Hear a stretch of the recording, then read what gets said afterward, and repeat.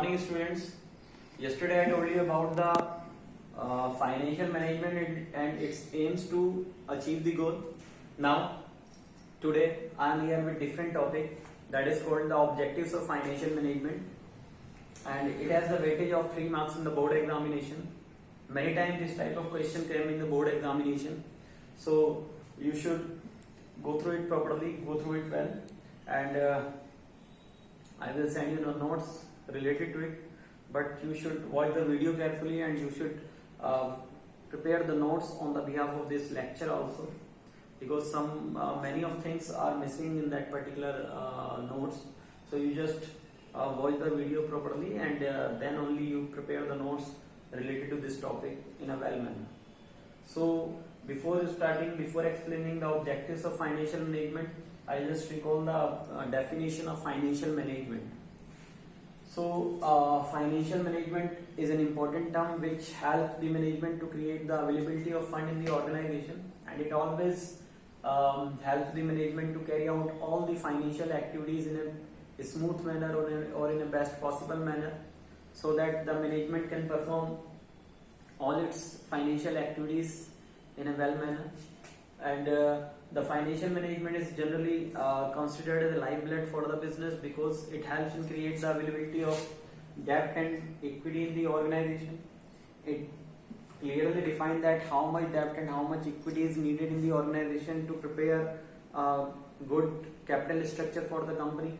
That is why financial management is very helpful. And also we can say financial management related to the acquisition and allocation of fund in the organization. Acquisition refers to the collection of fund, allocation refers to the distribution of fund in the organization.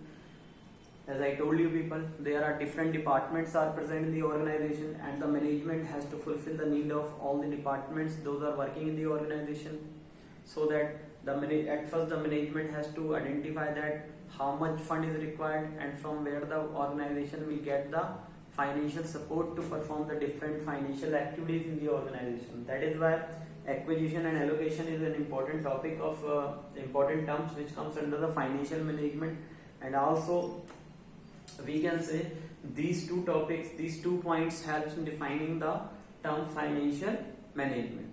And financial management is a core concept which is utilized by the company to create the availability of fund in the organization as per the requirement of the company. That is why it is very important term. Now come to the main point, that is called objectives of financial management. As at first I have to give you the meaning of objective. Objective is aimed towards all the activities are directed to achieve it. It is a type of target which is decided by the management, and also if a financial management is going to perform any of activity in the organization, at first they have to decide their target, that how they will perform their activities and what will be the main objective, main target to perform the different activities in the organization. That is why there are certain objectives of financial management is also present, in which the first one is profit maximization. As I told you people, the main objective of the management is to get more and more profit from the economy, because without earning profit it is not possible to perform any of activity in a best possible manner. That is why we can say profit maximization is a core concept, core objective of the management. It is a primary objective. Without profit, the organization cannot take the decision to grow their activities. Without profit, the organization cannot survive in the economy. That is why we can say the financial management also have an important objective to increase the profit rate of the company, and it is possible when the organization have the sufficient fund to perform their activities in a best possible manner. If the organization have a shortage of fund, if organization have any type of shortage of fund, then ultimately they will unable to perform their activities in a best possible manner, and the organization will not achieve their target. Then also the profit rate of the company will reduce. That is why we can say the financial management helps in creating the profit maximization in the organization, and it is very important. The another one is maintenance of liquidity. Maintain liquidity means the organization helps in maintaining the liquidity in the organization. That's mean it creates the availability of current assets in the organization, which can be easily converted into cash and help the management to carry out the urgent needs of the management. Like if any type of accident arises in the organization, then the management can use the liquid assets to convert it into cash and to perform the urgent requirement of the business. It is an important part because fixed assets are needed by the company to invest for a long period of time in the organization, and it can be helpful for carry out for performing the different activities, as well as the liquid assets are also very important for the company to carry out the urgent needs or daily needs of the company. So that the management has to decide the quantum between fixed assets and current assets to perform the different financial activities in a best possible manner. Like one organization have the fixed assets of rupees 10 crore, but they do not have current assets of rupees 5 lakh. Then ultimately they will unable to perform their activities properly in that particular time, and the organization will not able to get profit and not to survive in the economy. That is why the financial management helps in deciding the quantum between fixed assets and current assets to perform all the financial activities in a best possible manner. The another one is fulfill financial commitment. Financial commitment means the whatever commitment is made by the management with the workers, with the shareholders, and with the other stakeholders of the company. Then these type of financial commitment should be fulfilled. Otherwise, the stakeholder get dissatisfied and don't want to participate in the activities of the business.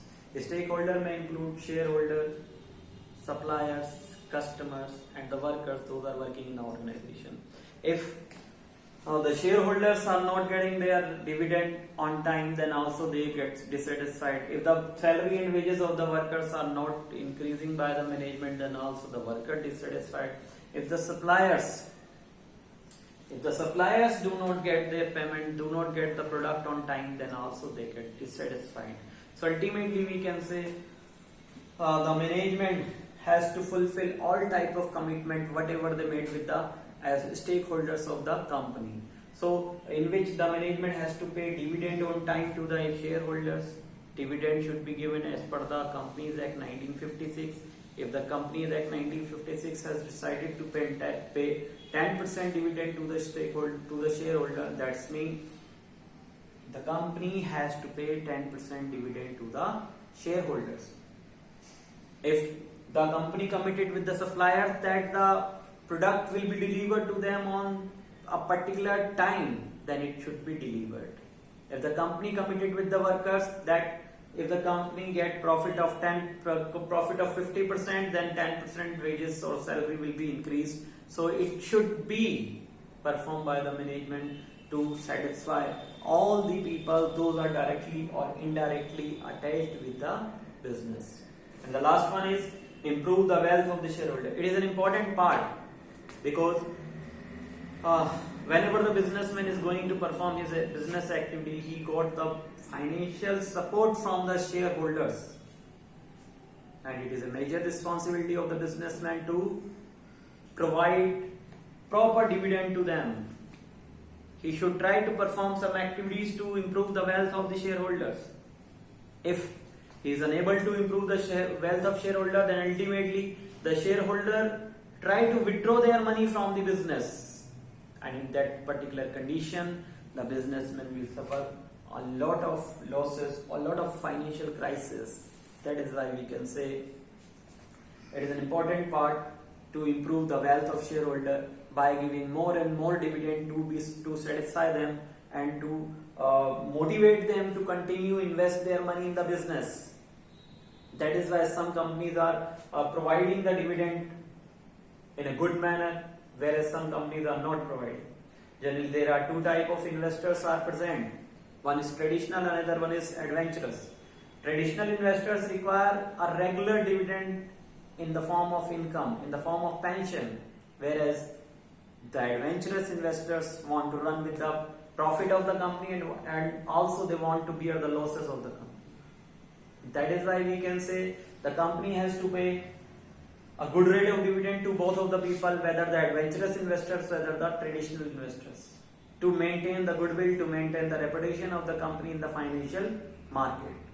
If the company provide proper dividend, then only the shareholder get motivated and want to invest their money continuously in the organization, and also they suggest the others to invest their money in that particular company if they got proper dividend from them. If they are not getting dividends, then ultimately they refuse to invest, and also they suggest the people that they do not invest in that particular company. So it is all about financial management and its objective. You just take the screenshot of it.